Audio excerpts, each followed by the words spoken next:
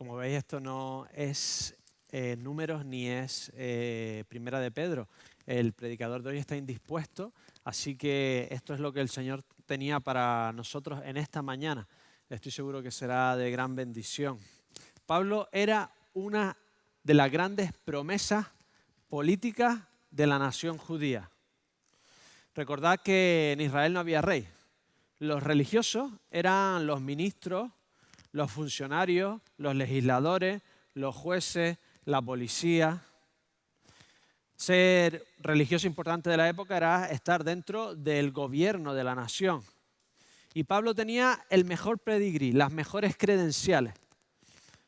Había sido criado desde pequeño en Jerusalén. Lo habían traído de joven para que pudiese manejar la lengua hebrea como los sacerdotes, como los escribas. Si os acordáis, en el exilio se fueron a otras partes del imperio babilónico, por lo tanto, el hebreo quedó como algo más residual del templo, de la ley. Por lo tanto, normalmente entendían más que hablaban o que escribían. Pero Pablo fue enviado para que aprendiese bien, para que estudiase bajo el mejor profesor o uno de los mejores profesores de la época, que era Gamaliel en Jerusalén. Es como si coges a tu hijo y lo envías al internado de la infanta, no me acuerdo cómo se llama, bajo el mejor profesor Bill Gates para que sea un gran empresario y un gran... ¿Me entendéis? La mejor educación se le dio a Pablo.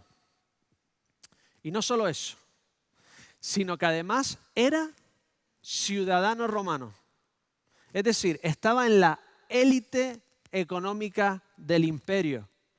Ser ciudadano romano en la época era sinónimo de riqueza, de estatus, de poder. Se veía enseguida quién era ciudadano, quién era libre, quién era siervo, quién era extranjero, quién era bárbaro.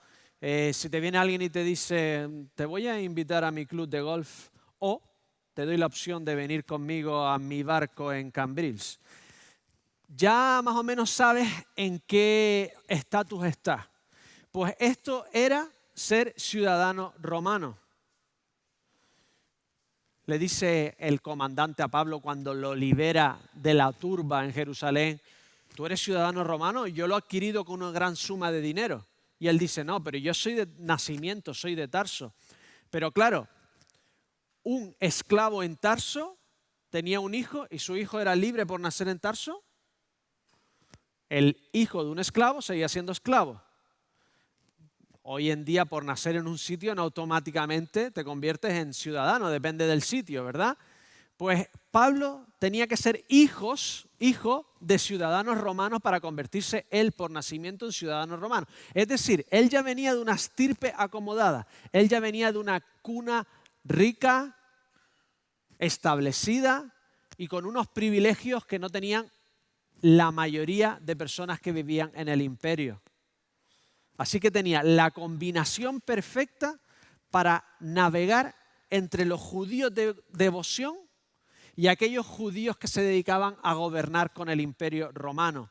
Hebreo de hebreos, y también podía lidiar con los saduceos. Los saduceos era la clase sacerdotal. Y la clase sacerdotal, los gobernantes, se habían helenizado cuando después de los babilonios vinieron los griegos. Se habían asociado al imperio reinante. Habían venido los romanos y ellos veían, en el fondo, eran personas prácticas. ¿Qué crees tú que es mejor? ¿Asociarte con una potencia mundial que tiene el mejor ejército de toda la historia?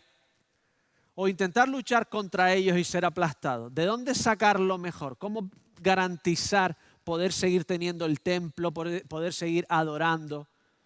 Pues tenían estas dos facciones en el pueblo de Israel, los devotos y los colaboracionistas. Y Pablo estaba en una situación fantástica para poder triunfar, para poder liderar una nación con estos dos aspectos. Y los gobernadores, los saduceos, odiaban a los cristianos. Si seguían sus enseñanzas, podían destruir la nación de Israel. La nación de Israel era el templo. Sin templo no había nación. Además, sin templo no había riqueza. cientos de miles de judíos hacían una peregrinación, por lo menos, según entendemos de Filo, que solo habla de una sola peregrinación que él hizo, este historiador judío, por lo menos una vez en la vida peregrinabas a Jerusalén. Imaginaos la riqueza de cientos de miles de judíos viniendo de todo el mundo, por lo menos una vez en tu vida. El alojamiento, se han encontrado restos en calles donde tenían puestos para cambiar cosas. Tú tenías que cambiar el dinero a la plata de Tira. En el templo de Jerusalén solo se aceptaba plata de Tira. Era la de las mejores platas que habían. Tú tocabas una moneda de plata de Tira y pesaba. Tú tocabas un denario romano y ya no pesaba tanto. Dice que era ligero, según los historiadores. Tú llegabas al templo de Jerusalén y tú tenías que ofrendar solo con algo que de verdad valía la pena darle a Dios. Además, ¿os acordáis de Jesús echando a todos los cambiadores del templo? Tú querías sacrificar un animal y lo tenías que comprar con moneda de verdad. Imaginaos el negocio de cientos de miles de personas que se montaba en la nación de Jerusalén, en la ciudad de Jerusalén. Y eso no es todo. Desde la época de Nabucodonosor habían exiliado a los judíos y estaban por todo el imperio, desde España, Hispania hasta Asia. Y ellos seguían mandando dinero a Jerusalén, seguían mandando diezmos y ofrendas. Dicen los historiadores que sobre todo mandaban dinero y ropa. ¿Por qué seguir mandando dinero a Jerusalén? Era una forma de seguir identificándote con tus raíces, de seguir siendo parte del pueblo escogido, de seguir siendo ciudadano de lo que un día iba a ser la nación más poderosa de la tierra, porque vendría el Mesías. Y ya tú habías invertido en criptomonedas. Y te ibas a hacer rico según.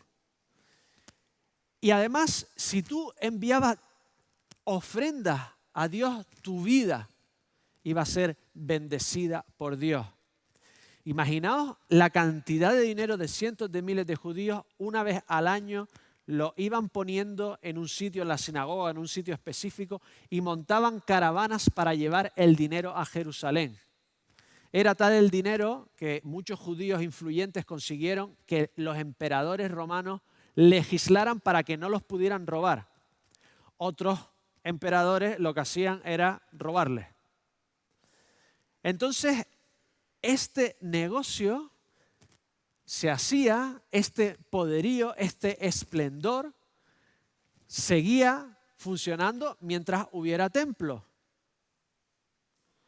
Pero ¿qué pasa con los cristianos diciendo que Jesús es el último sacrificio en el que se cumple toda la ley y los profetas? ¿Entendéis que podía matar a la gallina de los huevos de oro? En el momento que tú dices que Jesús es el último sacrificio, los gobernadores no podían permitir esto. ¿Os acordáis de Esteban? Esteban lo acusaban, Hechos 6:7, de que estaba predicando que Jesús de Nazaret destruirá ese lugar y cambiará las costumbres que nos transmitió Moisés. ¿Era eso lo que Esteban estaba predicando? Lo dudo. Lo que Esteban estaba predicando es que Jesús era el Mesías judío. Pero en realidad las consecuencias de que Jesús fuera el Mesías judío último sacrificio iba a hacer exactamente esto. Al final, normalmente, la crítica de tus peores enemigos define específicamente las consecuencias de tus pensamientos. ¿Os acordáis en Mateo 2 cuando Jesús le dice al paralítico, tus pecados te son perdonados? Y de repente ellos dicen, solo Dios puede perdonar pecados. ¿Pero esto está en el Antiguo Testamento? ¿A ti te hacían algo en el Antiguo Testamento y qué tenías que hacer? perdonar. Entonces no solo Dios podía perdonar pecados, pero claro, tú podías perdonar a alguien que te había ofendido. ¿Cómo va a perdonar Jesús a alguien que ni conoce ni ha visto? Y de forma general le dice, tus pecados te son perdonados, como si Él fuera el creador último de esa persona. Ciertamente, las consecuencias de Jesús perdonando los pecados de un extranjero, de una persona totalmente ajena a Él, era que si Él no era su creador, si Él no era su Dios, estaba haciendo algo tremendamente blasfemo. Así que Esteban se había metido en un lío. Mira las últimas palabras de Esteban, Hechos 7:49. ¿Cómo termina el discurso de Esteban que va desde Génesis hasta prácticamente Salomón? Mira cómo termina. ¿Qué casa me edificaréis? Dice el Señor. ¿O cuál es el lugar de mi reposo? ¿No hizo mi mano todas las cosas? Ahora ha venido el justo y vosotros le mataste. Oyendo estas cosas se enfurecieron y crujían sus dientes. Él termina diciendo, ¿creéis vosotros que el templo es vuestra seguridad? Si Dios no puede ser contenido en un templo, ha venido el justo y lo habéis matado. Los saduceos ven en esto un peligro terrible.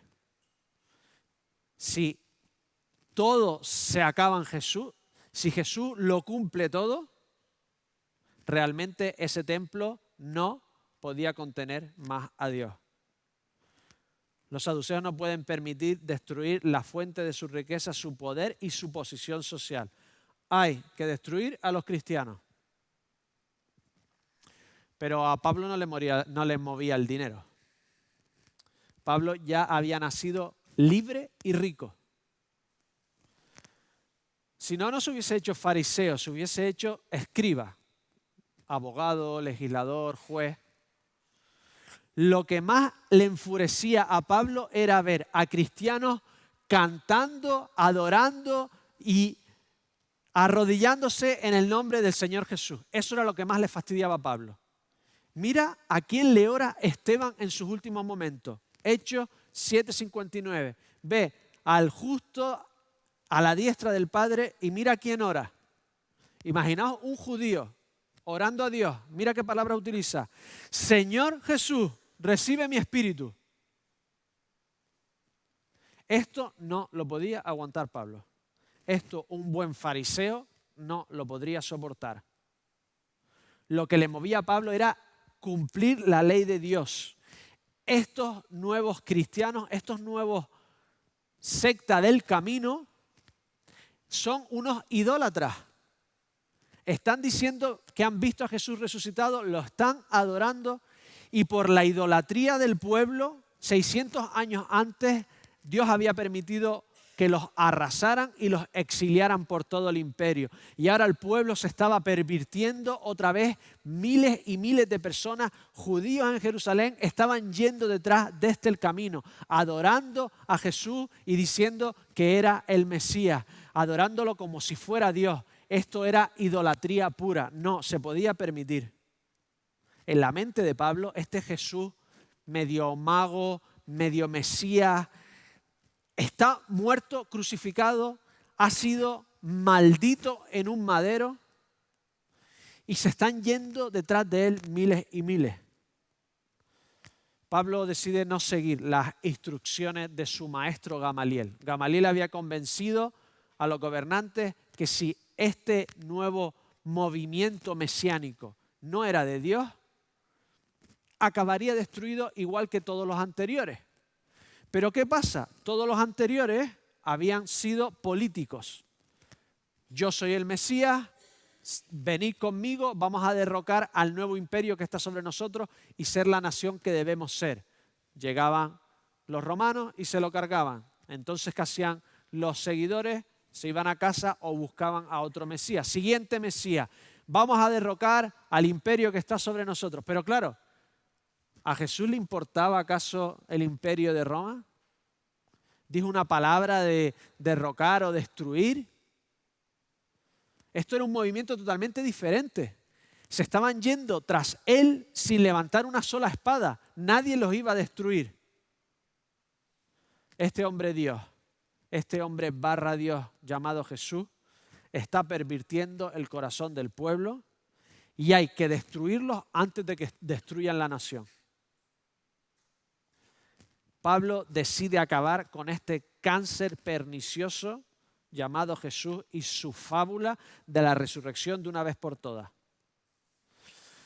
Pablo era un poco fino, era fariseo, no se quería manchar las manos, así que cuando matan a Esteban, coge las ropas por si alguien les quiere robar. Él no se va a manchar las manos, pero se convierte en el azote a los cristianos. Coge la policía del templo y empieza a arrasar con los cristianos. En sus propias palabras dice, Gálatas 1:3, perseguí sobremanera a la iglesia y los asolaba. En Jesús promueve la muerte de cristianos, los lleva a la cárcel y dice que llevaba hombres y mujeres. Estaba en Bolivia visitando algunas prisiones. La de alta seguridad, solo hombres, parecía que había caído una bomba allí. La de baja seguridad estaba hombres, mujeres, niños, abuelas, cuñados. Era un pueblo. Quitas a la persona que trae la mayoría del dinero y ¿qué hace?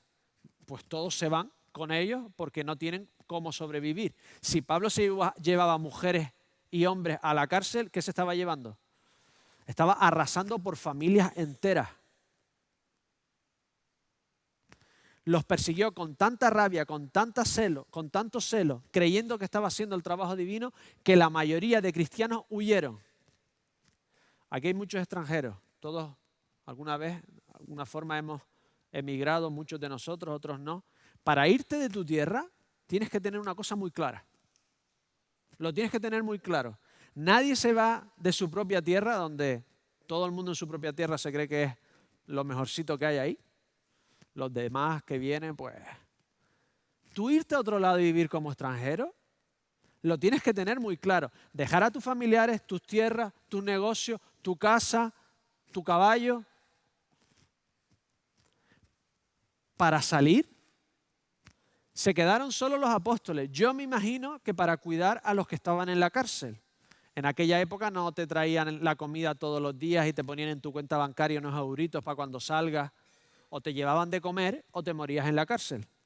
No era el sistema, los sistemas que tenemos hoy en día, ¿verdad? Así que Pablo tuvo que ser tan agresivo que hizo que miles de cristianos salieran por todo el imperio. Salen despavoridos por todos sitios. Pablo se está convirtiendo en un terrorista radical, creyendo que está haciendo la labor de Dios, creyendo que está martirizando y persiguiendo algo por amor a Dios, no dándose cuenta que Dios era amor y no quería la destrucción. Y cuando salen, los cristianos van y se mezclan y se callan la boca. Si a ti te persiguen por algo en tu tierra, tú cuando te vas a la otra, ¿qué haces? Pero lo que habían visto, la inmensa mayoría habría visto muertos resucitados. A lo mejor no muertos resucitados la inmensa mayoría, pero la inmensa mayoría había sido alimentado de una cesta de pan infinito. Habían visto gente sanada, paralíticos andando. Más de 500 habían visto a Jesús resucitado. Se van a otros lugares y ese fuego, esas cosas que habían visto eran demasiado grandes para callarse la boca. ¿Y qué empiezan a hacer? A contar. El verdadero camino es este. Siga a Jesús. Él es el verdadero camino a la salvación.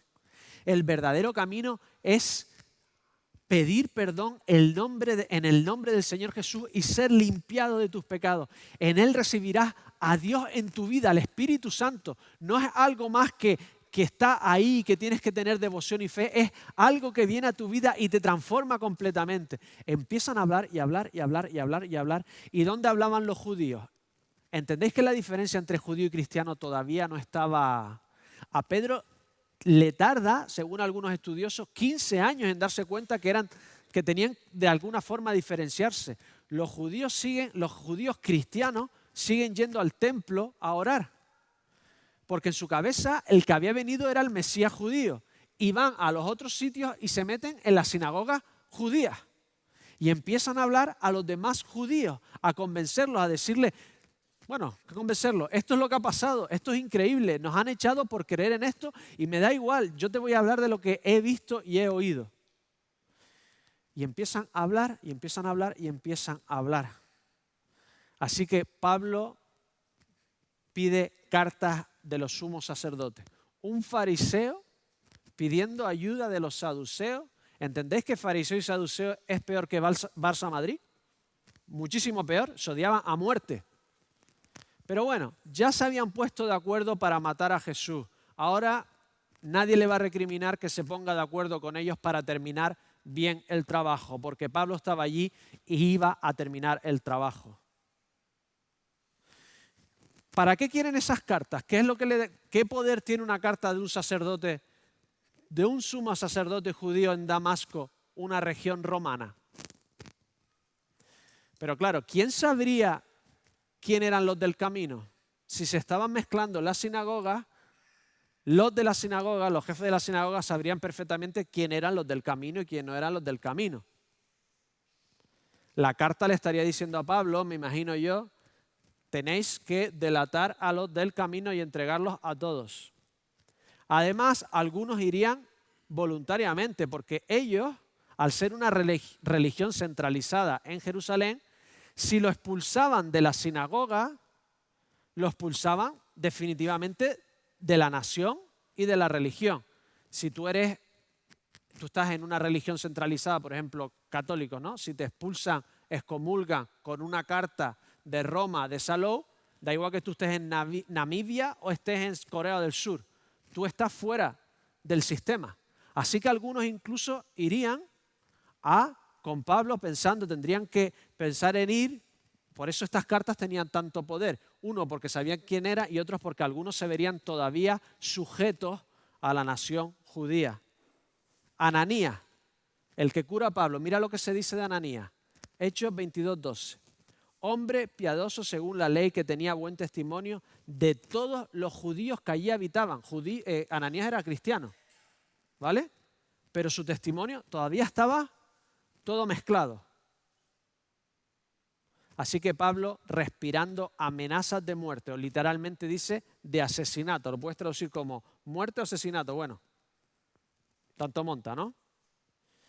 Imaginaos la rabia a dónde estaba llegando Pablo, a ir con un grupo de espías mercenarios. ¿Entendéis que tiene que hacer todo esto, llevarse atados sin que los romanos se metan en medio? Los tiene que traer a Jerusalén para encarcelarlos. Allí no lo pueden encarcelar, allí tendrían que meterse con los romanos para que se los trae, los secuestra a algunos.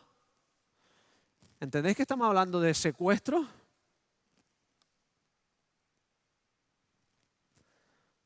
Así que se presenta Pablo en medio del día, según Hechos 22, contándolo él mismo, al mediodía, y de repente se le presenta un hombre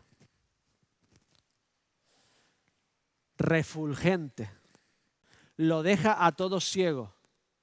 Pablo iba a destruir el camino y en el camino se le presenta el Señor del camino. Cristo está iluminado, brilla más que el sol de Damasco, nadie puede ver nada.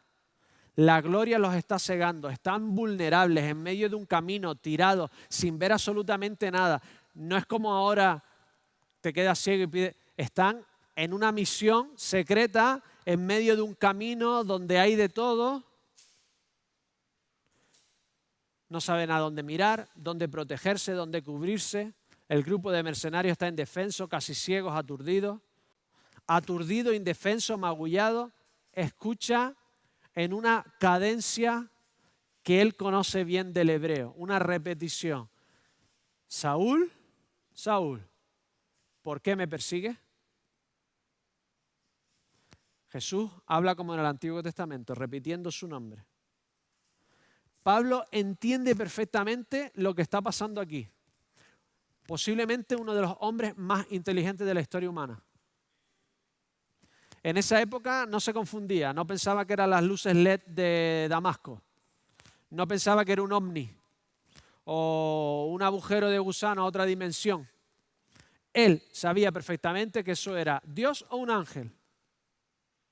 Y sabe que está en peligro, sabe que aquí Dios no le está dando una palmadita en el hombro, sabe que algo está pasando. Sabe que está delante de Dios o su mensajero. Está delante de lo divino. Algunos de vosotros llegará un día, algunos de vosotros no, todos llegaremos un día a estar delante de lo divino. Y algunos de vosotros os estáis preguntando todavía, ¿quién es? ¿Será Alá? ¿Será Nirvana? ¿Será Zeus? ¿Será Jesús? Y le dice, ¿quién eres, Señor? Señor podía ser Señor Mateo o podía ser Dios. Y creo que Pablo sabe perfectamente que en este caso era, ¿quién eres, Dios? Te oigo pero no te veo, no quiero equivocarme. Tirado, magullado en el suelo, sin ver, escucha. Yo soy Jesús, a quien tú persigues. Paréntesis. ¿Estaba persiguiendo Jesús, Pablo a Jesús? Parece que mientras que vivía lo dejó tranquilo. Jesús se coge la persecución de sus hijos como si fuese a él mismo. Como un padre con sus hijos. ¿Qué te duele más? ¿Que te hagan algo a ti o a tus hijos? Eso es absolutamente increíble. Aquel que está en Jesús y Dios se lo toma, Jesús se lo toma de esa forma. Cerramos paréntesis. Dura cosa es dar coces contra el aguijón. ¿Has estado convencido de algo y te has dado cuenta de repente que ese algo no era verdad? ¿Has tenido algún momento de tierra trágame? De he metido la pata hasta el fondo. De en ese momento ojalá no existiera.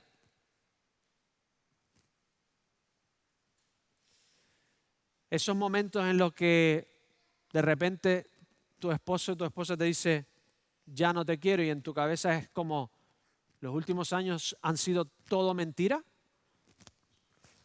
O tus padres te sientan y te dicen cariño, nosotros dos nos queremos mucho, pero de repente creías tú que tus padres se querían y al día siguiente estás divorciado, uno en un sitio, otro en otro. Ayer disfrutabas de la vida y hoy todo lo que creías cierto se ha convertido.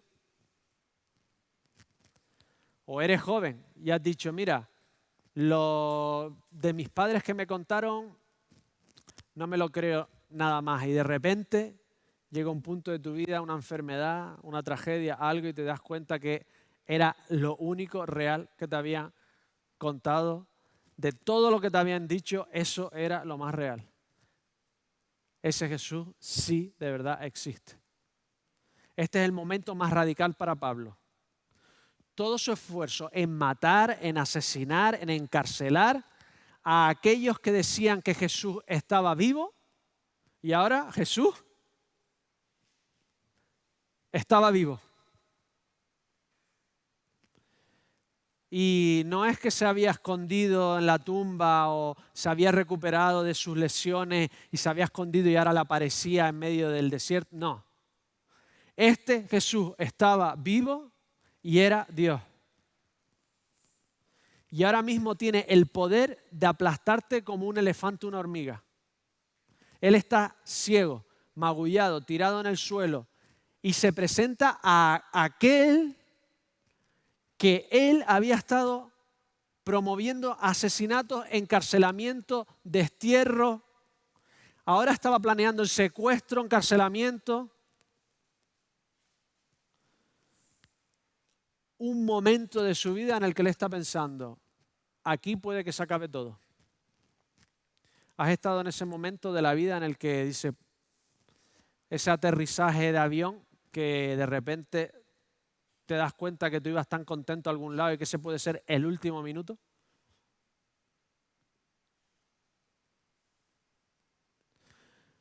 ¿Cómo te verás tú delante de Dios? Hay un día, un momento cierto que todos nos veremos delante de la gloria divina. Indefensos, sin posibilidades de excusa, sin sueños de control y de cuando estamos sanos parece que somos casi inmortales, ¿no? Siempre va a venir un mañana, ¿no? Sin tener el supuesto control de nuestras vidas, nos vamos a ver todos delante de la gloria divina. Uno hoy, otro mañana, otro dentro de 3 años, todos estaremos de ahí. ¿Cómo te verás delante de Dios en ese momento? Pablo reflexiona, lo único que puedo hacer es decir esta frase. ¿Qué quieres, Señor?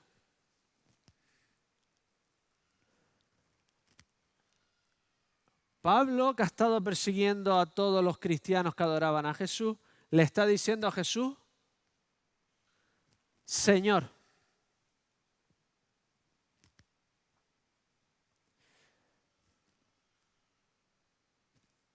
Esta es la salvación. ¿Habéis escuchado todos? Te puedes salvar de esta forma o de otra. Esta es la salvación. Mirar al cielo y decir, tú lo eres todo, yo soy nada.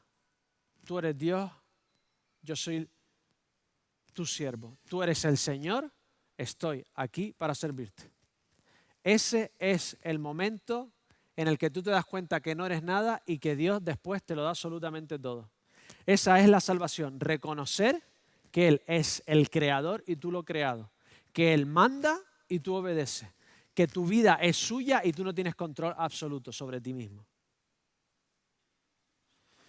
Y Jesús ya no pide, ya no le dice, bueno, Pablo, si te sientes bien y te recuperas. Ahora Jesús es Dios, manda y Pablo tiene que obedecer. Como a Jonás, levántate y ve a Nínive. Le dice a Pablo, levántate, entra en la ciudad y se te dirá lo que debes hacer. La paradoja es tremenda. Va por el camino y se le encuentra en el camino. Creía que Jesús no estaba resucitado y se le aparece resucitado. Creía que los cristianos eran los ciegos y ahora ¿cómo está él? El ciego era él. Creía que Jesús no había resucitado el tercer día y ahora está 3 días ciego, sin comer ni beber, reflexionando, pensando, pidiendo perdón, dando gracias por la misericordia divina de no haberlo aplastado. Francis Collins, hasta hace unos meses, era el jefe de toda la respuesta COVID en Estados Unidos, premio Nobel en medicina. Fue el primero con otro que decodificó todo el genoma humano. Mira lo que dice. Hasta los 28 años yo era ateo. Pero empecé a pensar y me di cuenta de que solo un creador podía ser que hubiese algo en vez de nada. Si se supone que venimos de la nada, ¿cómo la nada saca nada de la nada? Y entonces empecé a pensar, dice, me pasé 2 años pataleando, gritándome a mí mismo en contra de la idea de que yo tenía que seguir a Dios. Y dice Francis Collins, si de verdad el bien y el mal existe, si yo no puedo ponerme de acuerdo con alguien en un gobierno y decir que ahora matar y violar está bien. Si de verdad el bien y el mal existe, dice Collins, empecé a estudiar las diferentes religiones, las diferentes ideas y me di cuenta de que la única que yo quería seguir era Cristo. 24 años, uno de los hombres más inteligentes en nuestra era. Lo deja reflexionando 3 días y Pablo de verdad se convierte, da una vuelta, se arrepiente y se convierte en el hombre más influyente, según muchos historiadores, de todo Occidente en los últimos 2000 años. Un hombre que a través de las cartas inspiradas por Dios ha tocado el corazón de millones y millones de personas, el tuyo y el mío. Una transformación brutal de judío perseguidor influyente, de gobernador adinerado e influyente, a preso apaleado. De perseguidor a perseguido. Todos los historiadores que tienen cierto prestigio y respeto dicen esto. Definitivamente Pablo creyó ver a Jesús. Si no, no hubiese hecho nada de esto.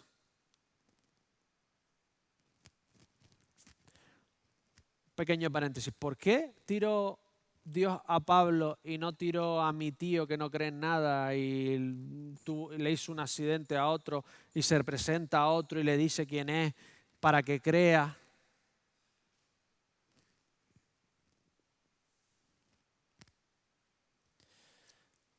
Tengo 2 respuestas y las 2 son válidas y complementarias de alguna forma. Una, Gálatas 1:15.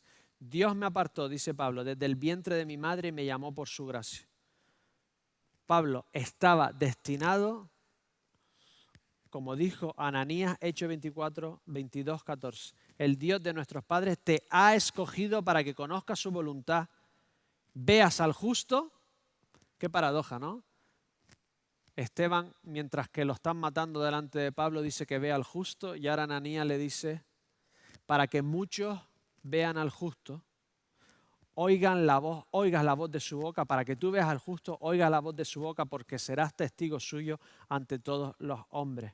Dios lo había predestinado desde su nacimiento porque quería hacer de él algo increíble, porque sabía que de él iba a sacar una persona que iba a tomar el camino de Dios, el verdadero camino, y seguirlo hasta el final. ¿Te han elegido para el papel principal de alguna cosa? Aquí hay unos artistas que seguro que sí. A mí nunca me han elegido para nada. No tengo ese... ¿Te han elegido de entre una entrevista de trabajo, de entre muchas personas, o has aprobado tú el primero de una promoción? ¿Sabes que Dios te ha elegido desde la fundación del mundo a ti y a mí? Respuesta 1. ¿Por qué a Pablo? Porque lo había elegido. Respuesta 2. Pablo explica su propia conversión al rey Agripa y le dice, Hechos 26, 19, por lo cual, rey Agripa, no fui rebelde a la visión celestial, sino que anuncié el mensaje de Dios. ¿Por qué a Pablo y no a otros?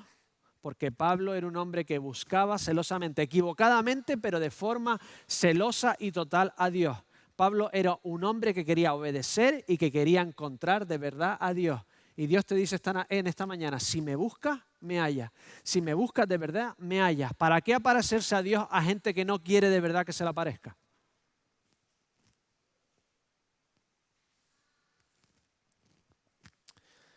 Termino con esta historia.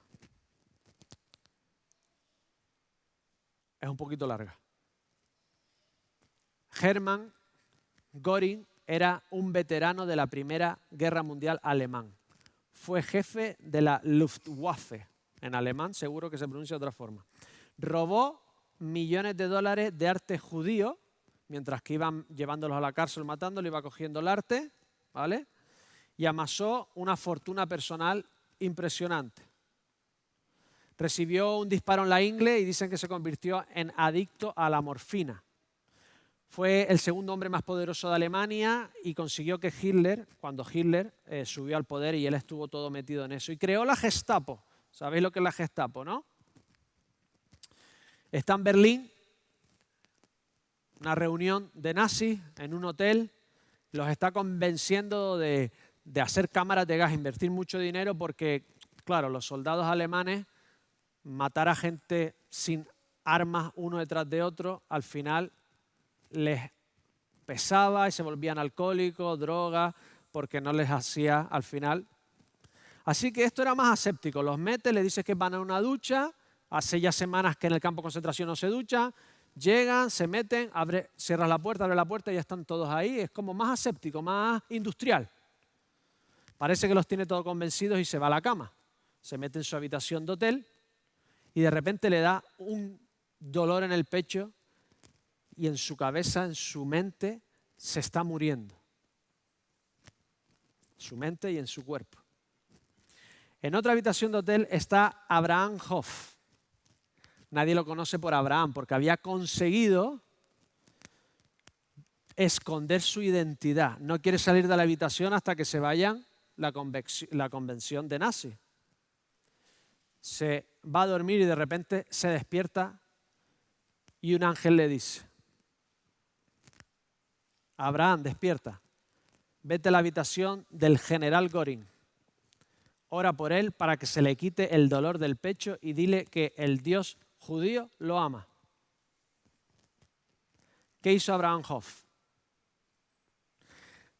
Abraham es cierto, lo que hizo es cierto, Göring es cierto, lo de Abraham no es cierto. Pero ¿me entendéis la situación en la que se encontraba Ananías? Ananías le dice, tienes que ir, y dice Ananías, oye, yo he oído todo lo que este ha hecho. Este es el Torquemada de los judíos. ¿Qué hace Ananías?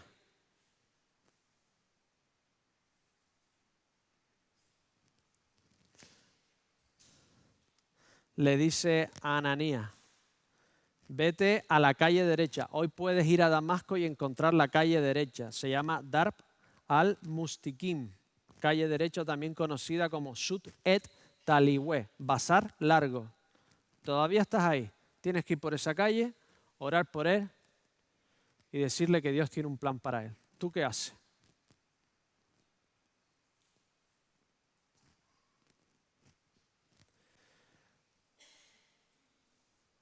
Dios no quiere partes de ti. No quiere domingos de mañana, no quiere viernes tarde. Dios quiere tu vida completa y te mandará a hacer lo que Él quiere que hagas. Y para Dios o se lo das todo o Él no quiere nada.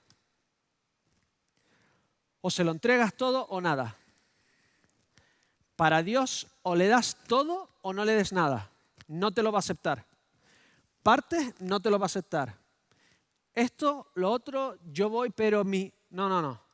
A Dios o lo entregas todo o Él no acepta nada.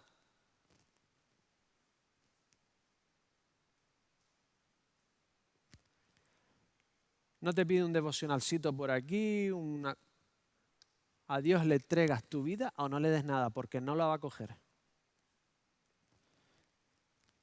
Pero ¿sabes qué? Tú le das toda tu vida y Él te da la suya. ¿A qué no sabes quién sale ganando?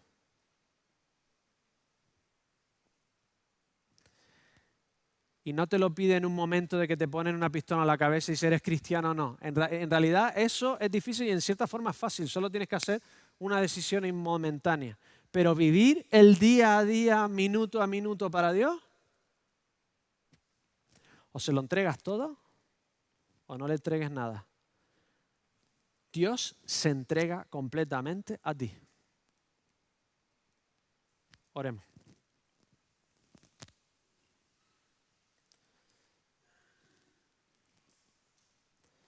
Dios de los cielos, ayúdanos a obedecerte en lo más difícil, Señor. En el día a día. En las decisiones pequeñas. En los momentos en los que estamos solos. En los momentos en los que estamos ocupados. En los momentos en los que estamos agobiados. Señor, ayúdanos a darlo todo por ti en todo momento.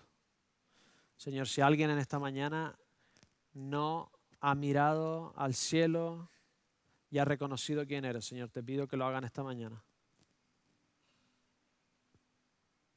Di estas palabras conmigo si nunca lo has hecho. Dios, sé que tú eres el Señor del universo y yo soy tu criatura. Señor, gracias porque siendo nada, tú me lo quieres dar todo. Te bendigo en esta mañana, en el nombre del Señor Jesús. Amén.